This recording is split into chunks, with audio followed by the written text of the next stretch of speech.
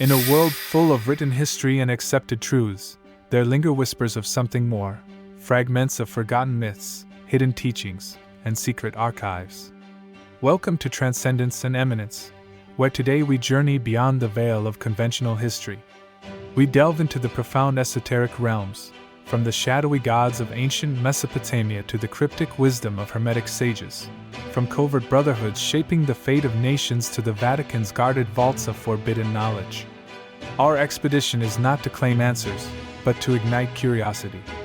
Join us as we critically explore these mysteries, engaging the imagination with intrigue, yet ever mindful of facts and context. In this cinematic odyssey, let wonder be our compass and open-minded inquiry our guide. Our first tale takes us back to the dawn of civilization, beneath the shimmering stars over ancient Mesopotamia. In Sumerian mythology, the earliest known to humanity, we meet the Anunnaki, a pantheon of celestial beings shrouded in mystery. The Anunnaki, literally the offspring of Anu, the Sky Father, were revered as gods who decreed the fates of humanity.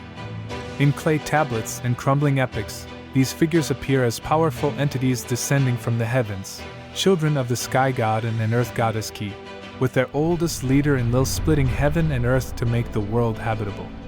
To the people of Sumer and Babylon, such accounts explain creation and destiny. The Anunnaki were keepers of divine order, sometimes benevolent, sometimes wrathful. But could there be more to this story? In the 20th century, a bold theory emerged from the fringe of archaeology.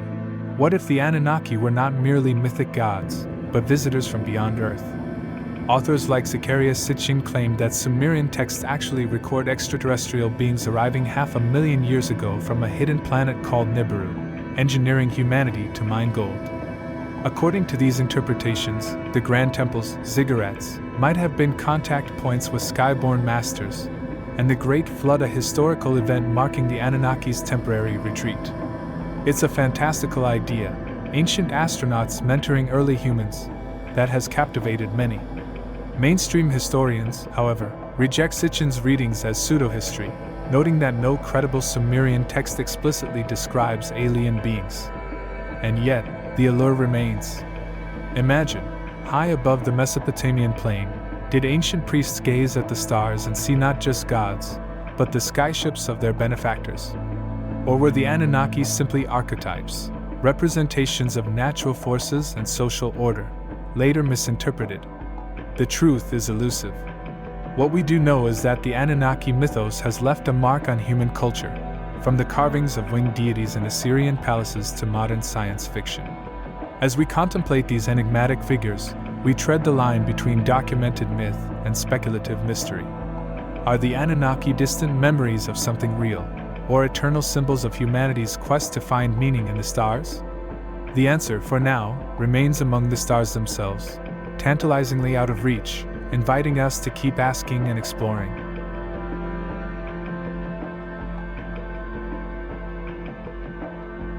Our journey continues along a path of wisdom hidden in plain sight, the teachings of Hermetic philosophy, encapsulated in a mysterious little book called the Kybalion.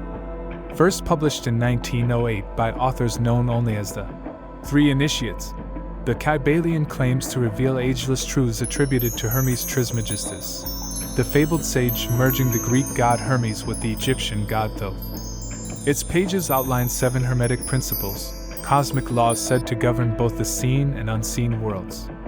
Candlelight illuminates an arcane diagram as the narrator reads an excerpt. "The all is mind, the universe is mental," proclaims the principle of mentalism, suggesting that reality itself is a construct of consciousness. "As above, so below, as below, so above," echoes the principle of correspondence, implying that patterns mirror themselves from the tiniest atom to the vast cosmos. Then comes vibration. Nothing rests, everything moves, portraying existence as a spectrum of frequencies. Polarity teaches that everything has dual poles, opposites that are in truth two extremes of the same thing. Rhythm speaks of cycles and the pendulum swing of tides in nature and in our lives. Cause and effect declares that chance is but a law not recognized. And finally, gender, present on all planes, not just the biological, as a creative force. These principles invite us to see the unity between spirit and matter, mind and universe. Yet, like all esoteric works, the Kybalion walks a fine line between ancient wisdom and modern interpretation. On one hand, it echoes genuine Hermetic ideas. The famed motto, "As above, so below," indeed comes from an ancient text, the Emerald Tablet of Hermes. On the other hand, historians note that the Kybalion itself, far from being a pharaonic scroll, was likely penned by William Walker Atkinson, an early 20th century occultist, blending older concepts with the new thought movement of his time. This raises thought-provoking questions. Are these 7 principles truly relics of pharaohs and Greek mystics? Or are they new wine in an old bottle, modern spiritual insights wrapped in the aura of antiquity? Perhaps they are both. Whether the Kybalion is an authentic transmission of Hermetic law or a clever repackaging, its ideas have inspired generations of seekers. It challenges us to ponder the nature of reality and our role as conscious participants in the cosmos. As we reflect on these principles, the scene around us takes on a metaphorical quality. The flickering candle becomes a sun in miniature. As above, so below, our very thoughts seem to ripple the air, mentalism and vibration in action. Coincidence or perception? The Kybalion gently urges, look deeper. Could these universal principles be at play all around us? Perhaps the true value of this arcane text lies not in proving its pedigree, but in the questions it sparks within each of us, inviting us to test its principles in our own experience and continue the age-old conversation between the mortal and the divine.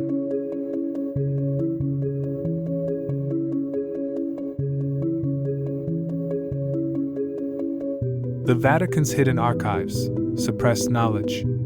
Our voyage now brings us to the heart of institutional secrecy, the hallowed halls of the Vatican, where faith and mystery entwine. Behind the thick walls of Vatican City, beyond public view, lie the Vatican Apostolic Archives, formerly known as the Vatican Secret Archives. Here, in climate-controlled silence, rest 85 kilometers of shelving stacked with manuscripts and letters spanning over 12 centuries. We are talking about millions of documents, correspondence of medieval popes, letters from monarchs, maps, treaties, trial records. By name, these archives are secretum, which in Latin means personal or private, but the aura of the word secret is hard to shake. What knowledge might be tucked away in this scholarly treasure trove, inaccessible to all but select researchers? History provides a few tantalizing examples.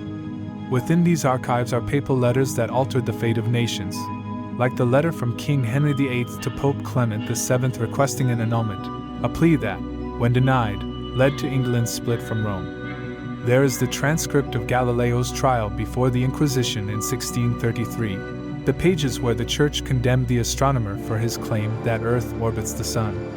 These are known, acknowledged pieces of history, kept safely under lock and key. But what of the unknown pieces? Over the years, speculation has run wild. Do the archives hold lost biblical gospels that paint a different picture of Jesus? Perhaps correspondences about enigmatic phenomena, visions, prophecies, that the Church chose to suppress? Some writers even suggest the Vatican conceals evidence of extraterrestrial encounters or a device to see through time, a fanciful claim we'll revisit. It's important to note that the Vatican has steadily made portions of the archives available to scholars since 1881, countering the idea of a totally hidden library. And yet, materials newer than 75 years remain off-limits, and rumors persist that certain sensational documents are permanently classified. The Vatican's relationship with suppressed texts is a complex one. During early Christianity, the Church definitively chose which books were canon and which were heresy. Those excluded works, the Gnostic Gospels like Thomas or Mary, the Book of Enoch, and others, vanished for centuries, some only resurfacing by chance in the 20th century. For instance, the Nag Hammadi codices containing dozens of Gnostic writings were discovered in an Egyptian cave by farmers in 1945, having been buried since antiquity. One can't help but wonder, did the Vatican already possess copies of these heretical texts tucked away in its archives for safekeeping or containment? When the Dead Sea Scrolls emerged from Qumran, including texts like the Book of Giants describing fallen angels and giants before the flood, It was a reminder that truth has a way of surfacing, sometimes from outside the vaults of the powerful. Each find raised new questions about what the Church knew and when. The Vatican officially denies hiding any explosive revelations. And indeed, much of the archive is administrative: budgets, letters, theological treatises, the nuts and bolts of running a global church. But there are hints of more intriguing contents. In 2019, when Pope Francis opened the archive of Pope Pius XII, 1939 to 1958, historians eagerly began combing through for insight into the Church's actions during World War II. Prior to that, speculation swirled around the so-called Third Secret of Fatima, a prophetic vision given to 3 children in 1917 and allegedly filed away in Rome. The Vatican revealed it decades later, but not everyone was convinced it was fully disclosed. Then there are the persistent tales of the Vatican hiding objects, the chronovisor, a purported time viewer, or even the Holy Grail. These claims verge on science fiction, yet they persist, reflecting a public fascination with the idea that the Church holds more than spiritual secrets, perhaps historical or technological ones as well. As we stand before the massive doors of the Vatican archives, we are confronted with a paradox. The Church, an institution devoted to spreading truth as it sees it, has also been the guardian of secrets and censored knowledge. Sometimes this was for prudence. Not every draft letter or controversial inquiry is for public eyes. Other times, it may have been to maintain doctrine and authority. Ideas deemed dangerous to faith were better kept hidden or labeled heretical. In an age when information is more free than ever, the mystique of the Vatican's archive endures. What might one find, flipping through a forgotten folio deep in its labyrinth? Perhaps a correspondence hinting at an alternative history, or an ancient map that redraws boundaries, or a lost gospel with teachings that differ from the New Testament canon. We may not know today, but the pursuit of knowledge encourages us to keep asking. As the saying goes, lux in arcana, light into the archives. Until more of that light shines, the Vatican's secrets remain an evocative reminder that history often has 2 versions, the one we are told, and the one waiting to be discovered. Atlantis and other mysteries, lost civilizations. Our final voyage sweeps us far out across uncharted seas, in search of civilizations that might have been, and knowledge long submerged. The legend of Atlantis stands tall among these mysteries. First recounted by the Greek philosopher Plato over 2,300 years ago, Atlantis was described as an advanced island kingdom beyond the Pillars of Hercules, the Strait of Gibraltar, a proud empire that fell out of favor with the gods and sank into the ocean in a single day and night. Plato meant it as a moral tale about hubris, yet ever since, humanity has wondered, could Atlantis have been real? The very name conjures an image of a lost golden city beneath the waves, its secrets preserved in coral. For millennia, Atlantis lived quietly in the realm of myth. But in the late 19th century, a wave of speculation breathed new life into the legend. Ignatius Donnelly, an American congressman and amateur scholar, published a book in 1882 arguing that Atlantis was not only real, but the source of all civilization. He pointed to similarities across ancient cultures, pyramids, metallurgy, flood myths, and suggested an earlier advanced people had spread these gifts before their homeland was lost beneath the sea. Donnelly's ideas, though not supported by science, modern geology shows no sunken continent in the Atlantic, ignited a craze. Explorers scanned the Atlantic for any sign of sunken cities. Others proposed alternative locations for Atlantis, Spain, the Mediterranean, even Antarctica. In the 20th century, mystics like Edgar Cayce claimed psychic visions of Atlantis's crystal technologies, while some researchers tied the legend to real events like the Thera eruption that destroyed Minoan cities around 1600 BC. The questions swirl like the ocean itself. Was Atlantis perhaps an embellished memory of a real Bronze Age disaster? Or is it purely an allegory, with each generation projecting its own hopes and fears onto it? Beyond Atlantis, countless other lost worlds tantalize the imagination. There's Lemuria, a supposed sunken continent in the Indian or Pacific Ocean, born from 19th century geology theories and later woven into theosophical lore as the home of an ancient human root race. Mainstream science dismissed Lemuria. The continental drift theory solved the puzzle of similar fossils on distant continents without invoking a lost land, yet the myth persisted, evolving into tales of a sunken paradise akin to Atlantis. And what of real places, like the Library of Alexandria, a very real center of knowledge that burned, its scrolls, estimated anywhere from 40,000 to 400,000 of them, forever lost? The idea of a repository of immeasurable wisdom disappearing in flames has become a symbol of how fragile cultural memory can be. It makes one wonder, if a single library's destruction could erase so much, what might an entire sunken civilization take to the depths with it? Every few years, headlines tease that we found the Atlantis of _____, a structure on the seafloor, an anomalous formation, an ancient coastline submerged by rising seas. While none have proven to be Plato's Atlantis, they remind us that Earth's landscape has drastically changed over the eons. During the last ice age, sea levels were lower. Could human societies have thrived along now-drowned coastlines? The story of Doggerland, a prehistoric land that once connected Britain to Europe, now beneath the North Sea, shows that entire regions inhabited by Stone Age peoples were swallowed by rising tides. It's not a stretch to imagine that ancient lore of floods and lost lands, Atlantis included, could echo real events of cultural trauma as the oceans rose. In exploring these lost civilizations, we walk a line between science and myth.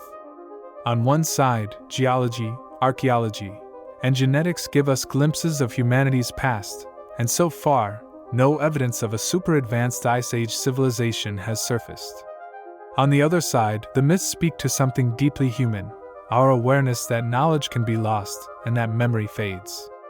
Atlantis endures not because we have proof of it, but because it represents a grand what if? What if there were chapters of human history utterly unknown to us? What if our ancestors achieved things that later had to be rediscovered? These questions inspire scientists and dreamers alike to keep searching, in archives, in ruins, and in the depths of the ocean. As we conclude our official topics, the lost city of Atlantis stands as a beacon of mystery and hope, reminding us that there are always new discoveries to be made, and that perhaps some secrets of the past lie patiently waiting, just beneath the surface, for those brave and curious enough to seek them. Thank you for walking this path with us through history, mysticism, and suppressed lore. The allure of the unknown will never fade. As long as there are curious minds and open eyes, there will be new truths to uncover and old secrets to illuminate. Stay inquisitive, keep an open mind, and maintain a healthy dose of skepticism. In the grand tapestry of knowledge, every thread, no matter how hidden or esoteric, has its place. Until next time, this has been Transcendence and Eminence. Keep seeking, keep questioning, and remember, the journey to understanding is the greatest adventure of all.